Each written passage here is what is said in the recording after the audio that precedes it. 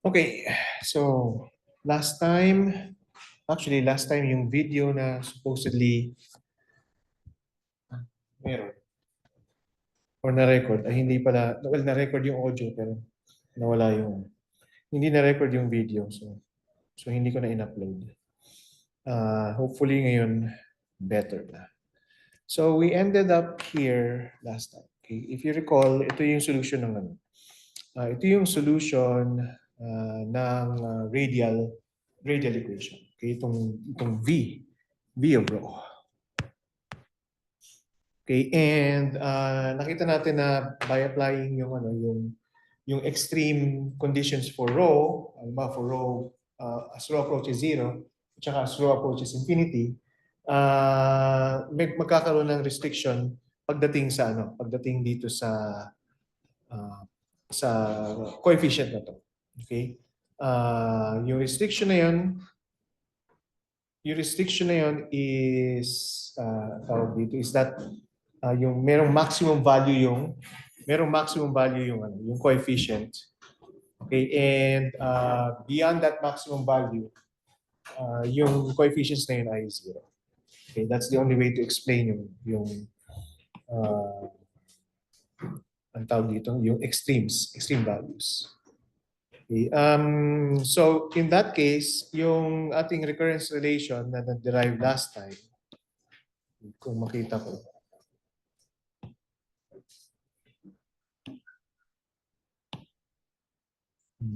ito. Itong recurrence relation na ito, okay, na dinerive natin last time, ay yung numerator, yung naka-encircle, ay equal to 0. So yun yung nakikita natin dito. And which means na if we let itong naka-encircle na orange be equal to n, some variable n, then we can write 2n minus rho naught. Or ang rho naught ay equal sa 2n. Okay? Yung n na yan ay tinatawag natin na principal quantum number. Okay. We also derived yung rho naught to be this equation. Okay? ME squared, sino magaling memory? ME squared over 2 pi epsilon naught h bar squared kappa. So yung rho naught na yan ay equal sa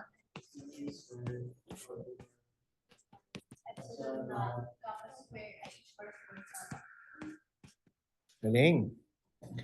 Okay, so yan yung rho naught natin. Yan yung rho naught.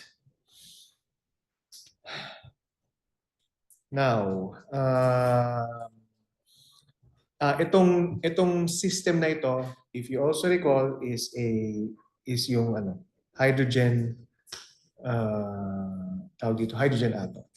Okay, and for the hydrogen atom, yung eigenvalues are given by negative h bar squared kappa squared over 2n. Okay, and since meron tayong expression for kappa here that relates to rho naught, so kung i-replace natin yung kappa na ito, lalagay natin dito. Okay, so from here, yung kappa ay equal sa me squared 2 pi epsilon naught h bar squared rho naught. So yung expression for the energy eigenvalue is h bar squared over 2m kappa squared. So ibig sabihin me squared over 2 pi epsilon naught h bar squared rho naught and then quantity squared. Sorry kung na-displace kayo. Nag-twist yung cable ko so kaya dito na lang ako maupo. Medyo nasisira na yun. So yun. And pag sinimplify natin to, we will end up with negative. Okay. Okay. So dito, gamitin natin ito. Rho naught is equal to 2n. So if we use that, then we will end up with negative m over 2 h bar squared e squared over, di ba meron tayong 2 pi epsilon naught pero squared. Okay, and then may 2 ka pa dito.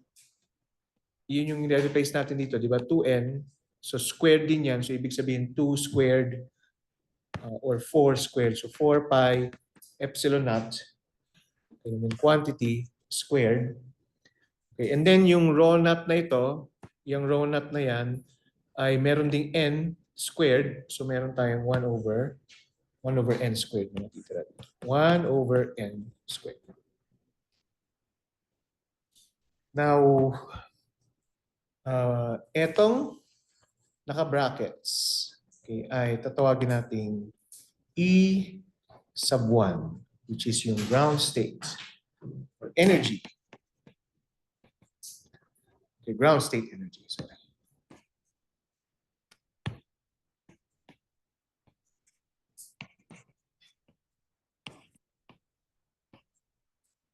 Okay, ground state energy. And we can actually solve for the ground state energy.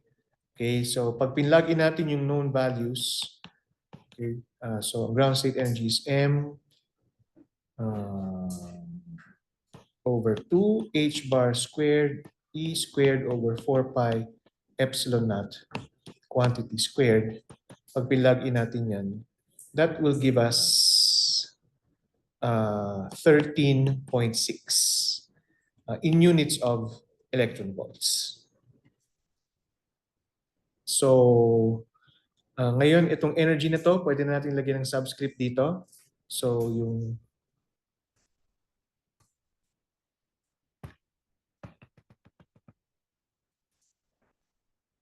En natin ngayon ay equal sa negative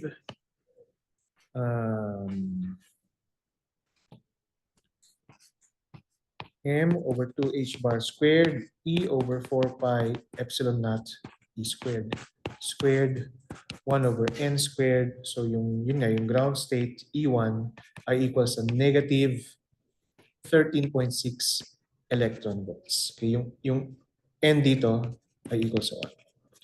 So for n equals 2, okay, ang lalabas ay E2 equals negative 13.6 electron volts divided by 4. Okay, kasi n squared. Okay, which is 3.4, negative 3.4 electron volts. Okay, itong mga numbers ba na to ay familiar sa inyo?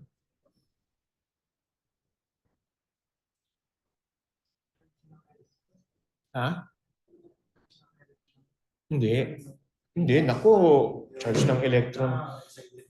Ang charge ng electron is 1.609 times 10 to the minus 19 coulomb. Ha? Yung ano niya, pag sa excited state po, yung levels niya. Well, yes, yung levels niya actually. Okay, so now, since itong E1 is the ground state, okay, ibig sabihin, okay, and then negative yung value niya, tapos yung E2 is the first excited state. So now we can model yung hydrogen atom as something like this. Ano bang gagawin ko? Ito yung E infinity. Explain ko yan mamaya konti. Pero dito sa pinakamababa, meron tayong negative 13.6 electron volts corresponding to the ground state.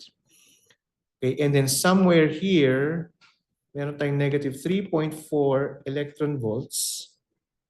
Okay, and then somewhere here, merong 13.6 divided by 9. Ilan yung 13.6? Hey Siri, what's negative 13.6 divided by 9? Negative 13.6 divided by 9 is approximately negative 1.5111. Thank you. You're welcome. Okay? Ah? Ah? Yung may levels mo ba? Ito yung sinasabi mo. Darating tayo doon. Actually, ano lang to? Energy levels lang to ng hydrogen atom. Okay?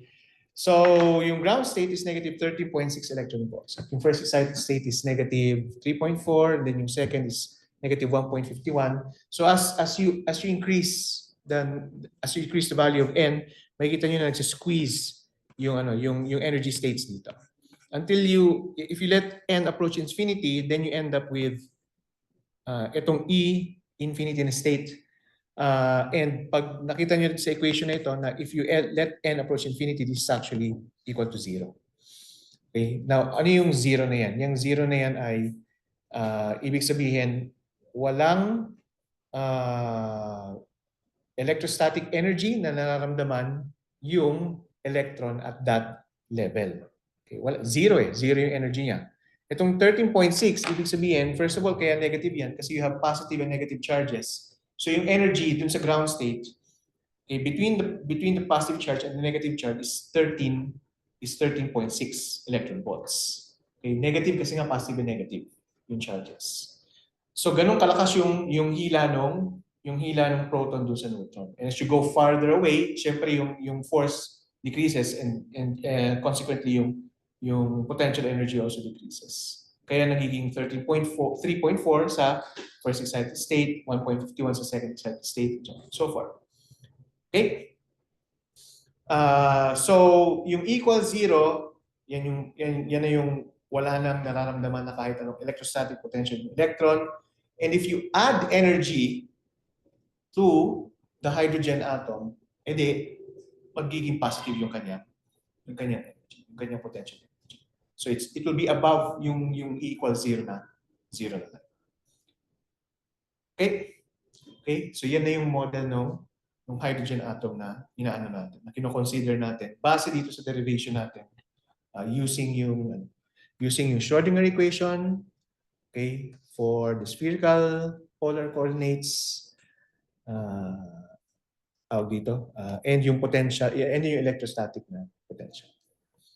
So yan na ang energy eigenvalues. Okay, so na-solve na natin partially yung Schrödinger equation. Kasi di ba, ang task parati, if you have a Schrödinger equation, it's always to get the energy eigenvalues and to get the wave function. So yung first task to get the energy eigenvalues ay nakuha na natin. The second is to get the eigenfunctions. Okay, now, so paano natin ngayon kukunin yung eigenfunction? We already know what the eigenfunction is dun sa radial equation. Okay? Ano yun?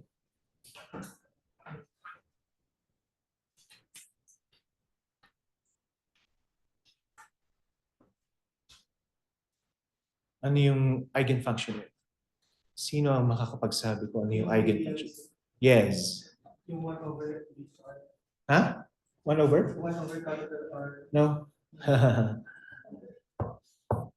Good try, pero hindi.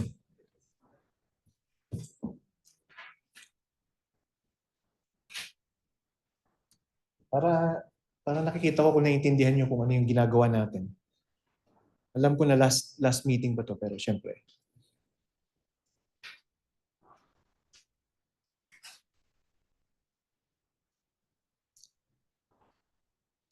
Kaninong utak yung maingay?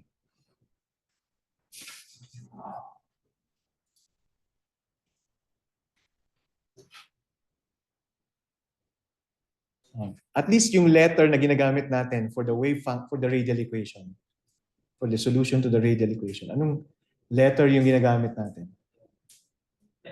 Hindi. K, hindi.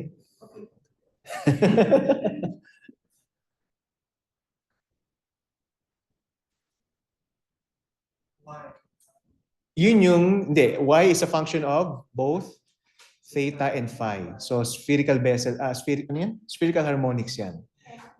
Ha? Ano ba ang radial equation? Hanapin niyo muna kung anong radial equation. Yan. Second meeting pa yan, pero mag-exam na kayo next week. Next Saturday. Next Saturday. Hindi this Saturday. Next Saturday. Yung D function of R plus H bar Hindi. square. Hindi, yung radial equation, ibig sabihin yung differential equation na tinry natin isolve, yung differential equation after separation of variables. Yes, so anong letter yung ginagamit natin for the wave function ng radial equation? R, capital R, di ba? Oh, so ano yung expression natin for capital R? R of R is equal to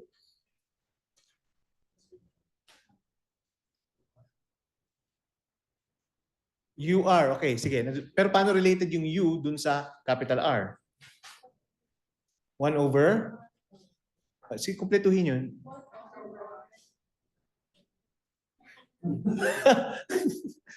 Wala na. So, ano? U is equal to R times capital R. Di ba? Okay. So, U of R over small r. Okay, ngayon, ano yung U? Ano U?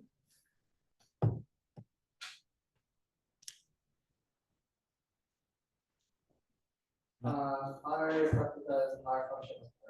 Hindi, hindi. In terms of row yan. Yung U. U of R. Hmm? Hindi. Hindi. So, 1 over R, yung UI,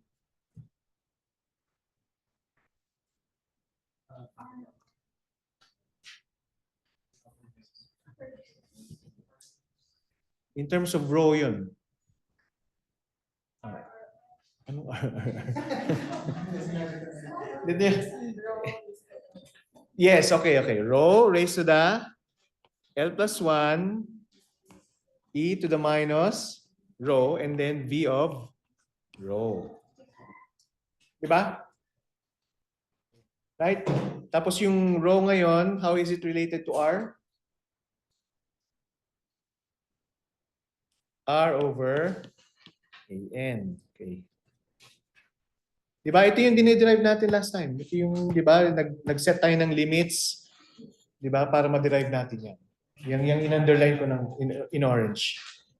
So, V, ang isang tanong na lang dyan is, ano yung V of rho?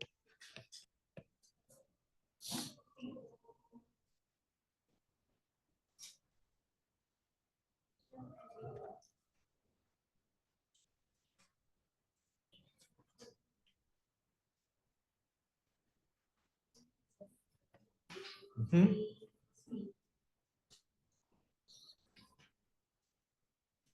A to the AE is raised to 2 rho. Okay?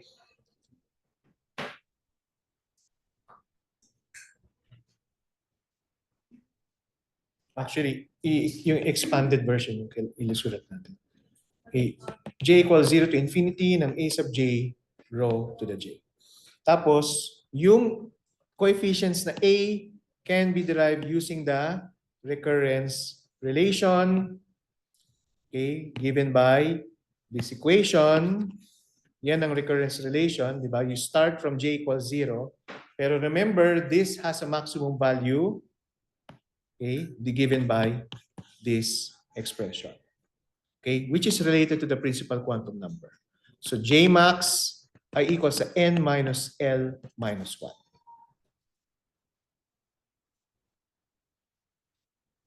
Okay, so medyo maraming kailangan i-consider. So ito again, ito yung radial equation. Solution to the radial equation is in terms of this. Yung rho is given by this. Itong V rho is given by this. And yung coefficients na of A sub J ay makukuha nyo from the recurrence relation. So yung recurrence relation? Yan. Yan in orange. Pero yung recurrence relation na yan ay merong maximum given by this. Okay. Kaninong utak yun?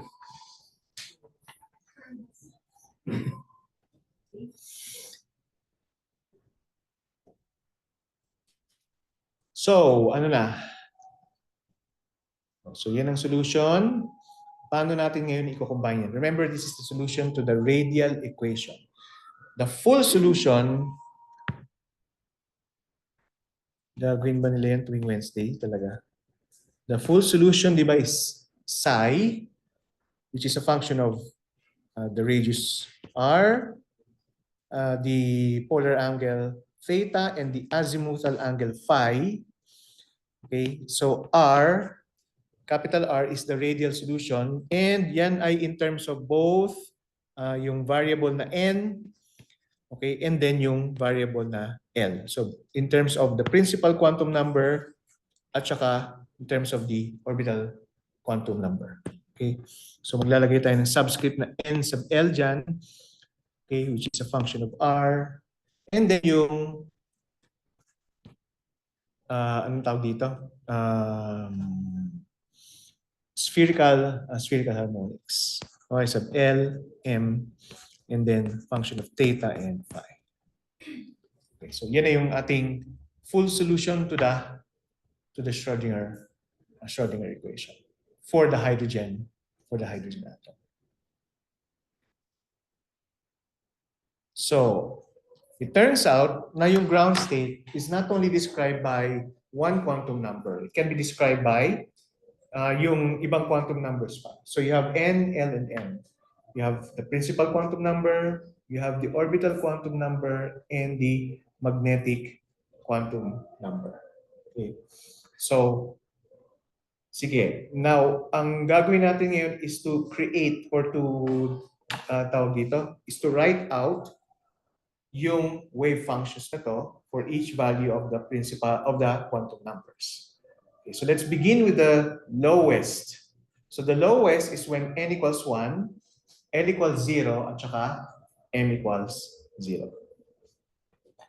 So psi, so n equals 1, L equals 0, and M equals 0. So psi 1, 0, 0 of R, theta, and phi. So which means we're looking at R10 of R, and then Y, ang tawag dito? 0, 0 ng theta and phi. Ay, equals. So anong R10 of R?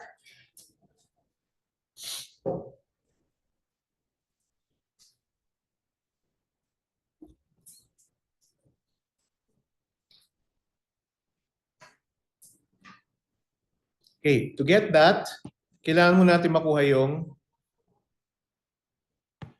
V of rho. Di ba? Since A naught lang yung meron, okay, so isang term lang yung ilalagay natin. Wala siyang series. Okay, isang term lang yan, A naught lang. Okay, ground state lang yung kino-consider natin. So yung V rho dito is, anong tawag dito? V rho is A naught. Tapos yung L is 0. Diba? Itong term na to is 0. So P to the first power. So rho to the first power, sorry. So R to the first power over A times 1. Okay, sige, sulat ko na lang. So 1 over R, and then rho to the first power. Pero ang rho is R over AN. So rho is R over A, pero N is equal to 1. Okay, then E to the minus rho, pero ang rho is R over A. And then V of rho is just A naught, isang term lang. Okay, A naught. So cancel ito. Okay, and then we end up with A naught over A exponential negative R over A.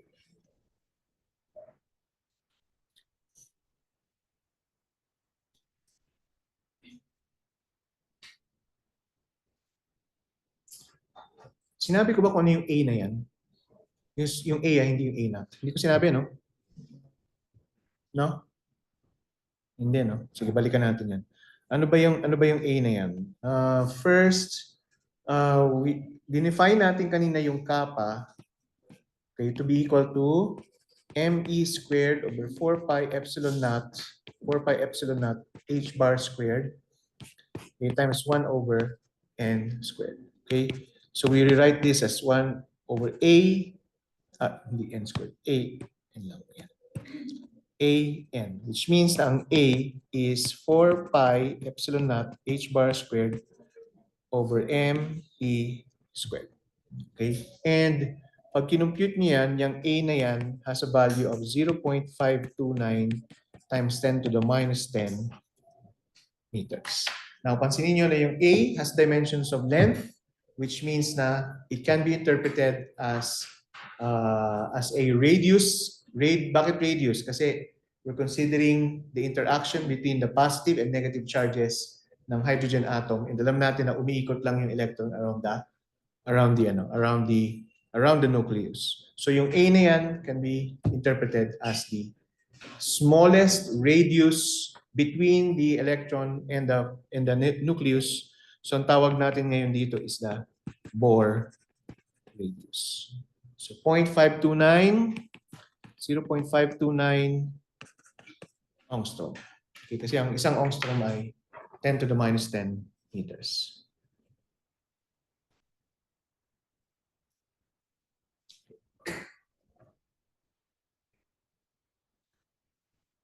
Okay, now, so ibig sabihin alam na natin itong A na nandito.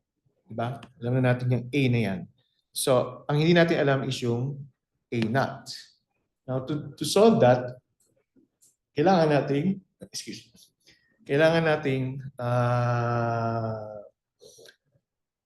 ang tawag dito, gamitin yung kailangan natin mag-integrate over all space at equates sa 1. So from 0 to infinity, ng R10 squared, okay, times R squared dr. Okay, dapat may R squared dr kasi remember this is spherical harmonics. Okay, and pag nag-integrate kayo sa radial component, meron parating R squared dr. So, integral from 0 to infinity ng 1 over A squared, pwede na natin ilabas pa rin. So, A naught over A quantity squared, integral from 0 to infinity ng exponential minus R over A R squared dr.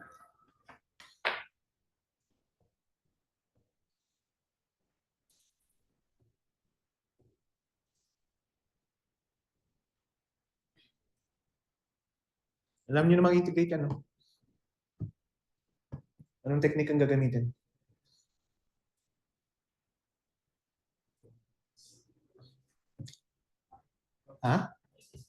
Integration by parts. So you let U be equal to R squared, and then du, let U be equal to R squared, and then dV ay equal sa exponential minus R over A dr.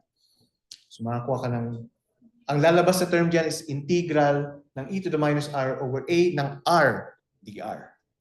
Mag-integrate by integration by parts ulit kayo one more time. At ang matitira na lang sa dulo ay exponential minus R over A dr. Yun ang madaling i-integrate. Okay? From there, makukuha nyo na yung integral na yan ay equal sa A naught over A squared A over 4. And syempre, yung buong integral na yan ay dapat equal sa 1.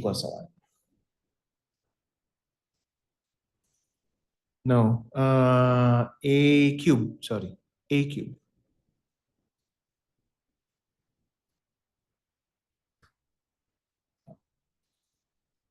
Yung integral ay equal sa A cube over 4. So which means na yung A naught ay equal sa 2 over square root ng A.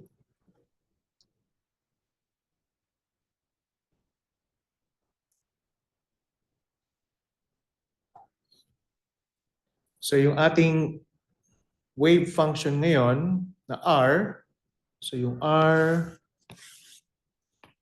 of 0 R ay equal sa, yung A naught is 2 over square root ng A, tapos may A ka pa doon, so A to the 3 halves. So 2 over A raised to the 3 halves tapos exponential minus r over a, exponential minus r over a, tapos then yung y 0, 0 ng theta phi ay equal sa, so anong first spherical harmonic?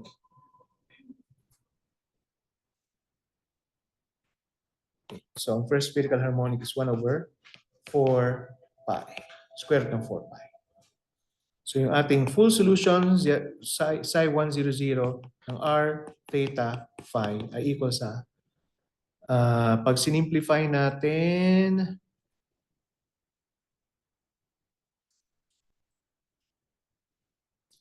okay, so meron tayong square root ng 4 or 2. So mawawala yung 2. So we end up with 1 over square root ng pi a cube exponential minus r over a. Okay, so yan na yung eigenfunction for the ground state where L equals 0 tsaka M equals 0.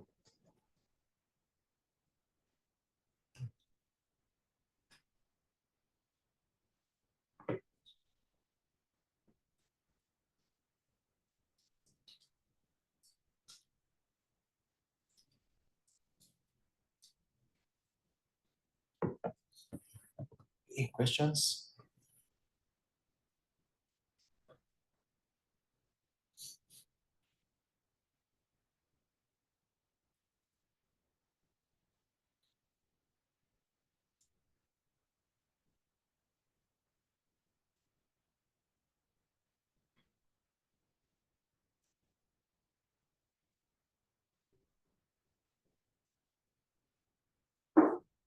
Questions? Wala. Yung alin? Capital?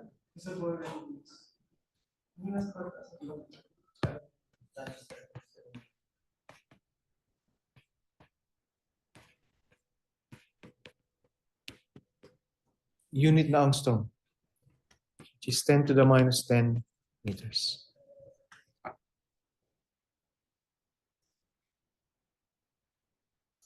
Dapat capitalize pala yun. Kasi pangalan ng tao yun. Angstrom.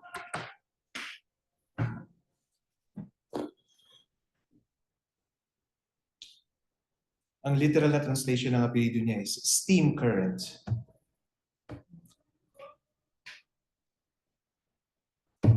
Galing ng mga apelyido nila. Tayo, mga apelyido natin. Oh, Caro. Spanish yun na ano. Yes. Nasa yung mga apelyido natin, Agulo. Klase yung apelyido. Grabe. Walang kwentang apelyido. Okay, any questions? Any other questions pa? Siyempre, yung next step ay n equals 2. So for n equals 2, ano yung possible values ng L? Okay, from this equation, from this equation, itong equation na ito, okay, makikita natin na if n, kung may value tayo ng n, it cannot be greater than, L cannot be equal to n. Okay? Otherwise, mababiolate niya itong condition na ito. Okay, so L will always be 1 less than n. So anong possible values ng L? L equals 0, tsaka L equals 1. And from here, anong possible values ng M? Negative 1, 0, tsaka 1. Kasi yung maximum value ng L pero yung negative and then 0 and then 1. Okay? So meron tayong 3 possible states dito. So let's start with, tawag dito. Since alam naman natin yung spherical harmonics, okay, so ang derive natin yung radial solution. So let's start with R20. Okay, na kung saan yung n equals 2 at L equals 0. So R20. Okay, so paano natin de-derive yan? Okay, so ito yung saan na ba yung equation? Yeah. So dito sa V of rho, dalawa yung terms, A naught at saka A1 dun sa series. Okay? So sulat natin dito. 1 over R rho to the L plus 1 e to the minus rho V of R. Tapos ano yun? Rho is equal to R over AN. Para V of rho ay equal sa sum from j equals 0 to infinity ng A sub j rho to the j. Okay. So, pag n equals 2, so R2 0 R. So, simula muna tayo sa V of rho. V of rho pala yan. Sorry. V of rho. Two terms lang yan. So, A naught plus A1 R over A. Naintindihan nyo kung paano nakuha yan?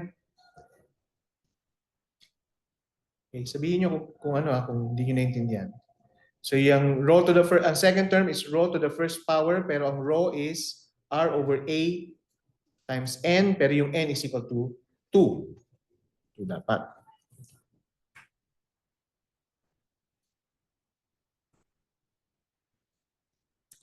Okay? Okay? Then, yung L is 0. So, itong term na ito na nandito ay R over 2A. Right? So, yung R20 of R equals to 1 over R over 2A.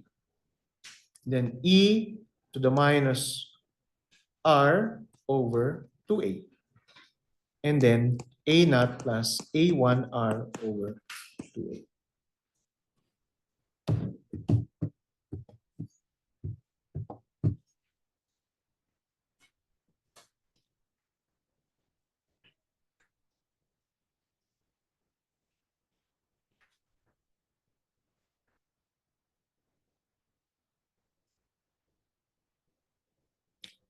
Okay.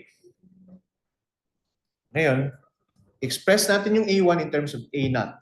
Kasi yung A naught, yung A naught, kailangan lang natin ng isang coefficient para mas madaling kunin yung anong tawag dito, yung value niya when we integrate. So saan natin kukunin yung relationship between A1 and A naught? Babalik tayo sa recurrence relation. Yan yung saan na yung recurrence relation? Yan yung recurrence relation. Okay. So, we're relating A, J, plus 1 dun sa AJ. Okay. So, para hindi magulo, kopyahin natin to. Meron ba yan sa notes nyo? Okay, sige. Pakitulungan akong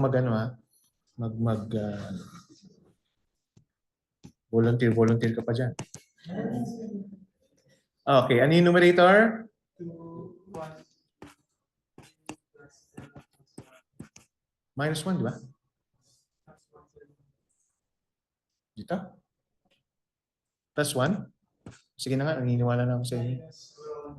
Minus rho naught. Out over quantity j plus 1.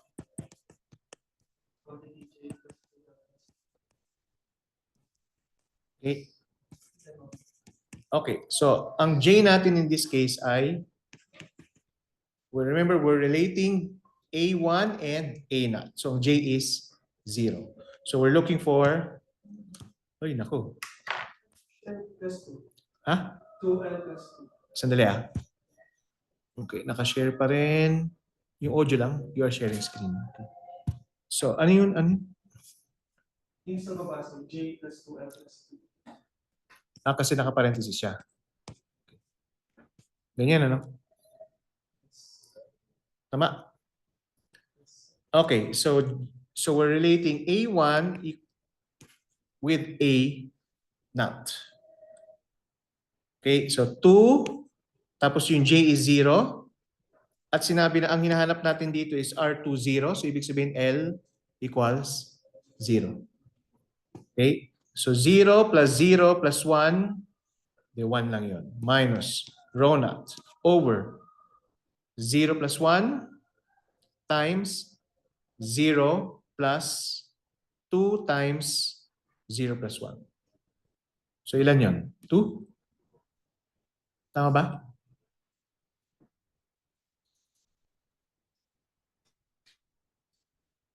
Tama?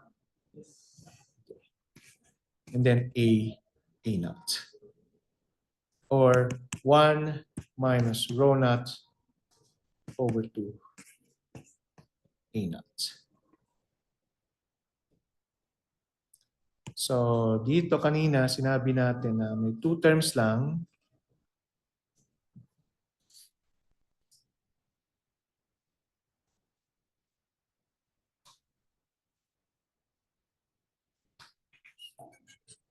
Check lang ako.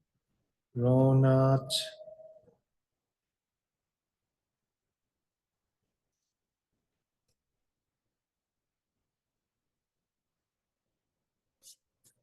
paano natin define yung rho naught kanina?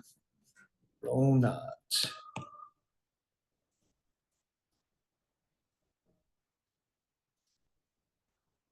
I suppose rho naught ito.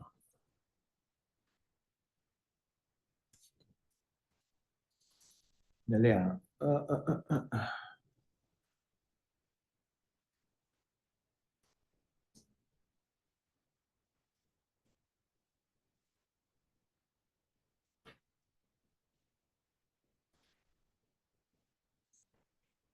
$76.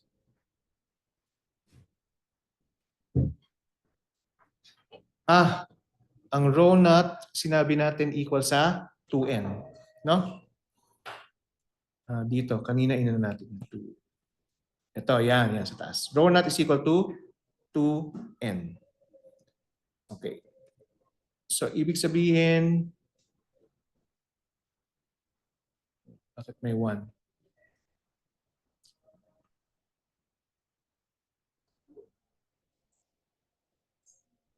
Okay. So 1 minus 2n over 2 times A naught. Pero yung n is 1.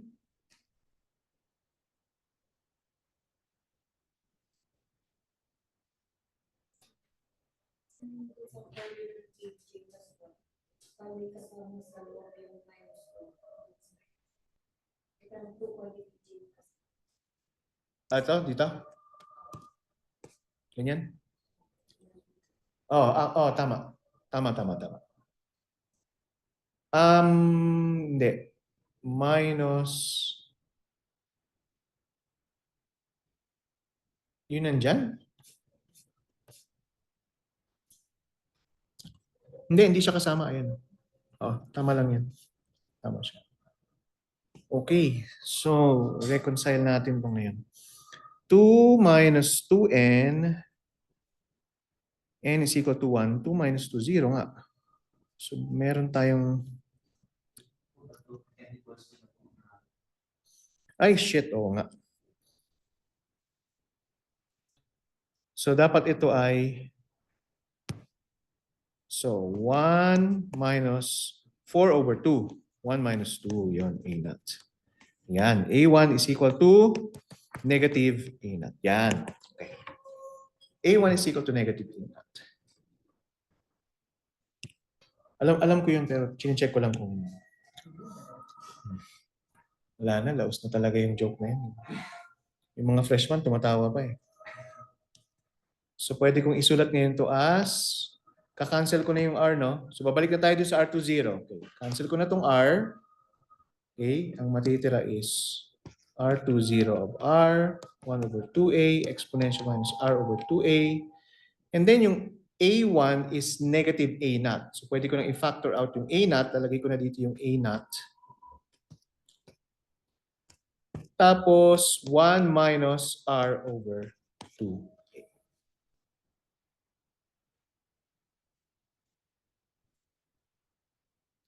The only thing left to do is to tawag dito, determine A naught. Okay, we do that by integration.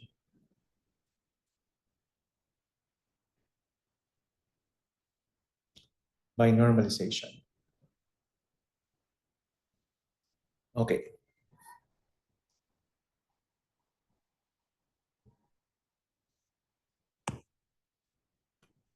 Sige nga, itry nyo. Yun. 1, 2, 3. Oo nga. Di ko ba kasama dyan? Mamaya. Yung R21 of R is equal to A naught over 4A squared. R e to the minus R over 2A.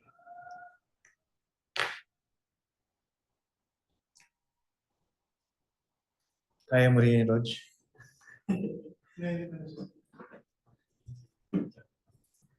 Gusto yung plus point sa exam?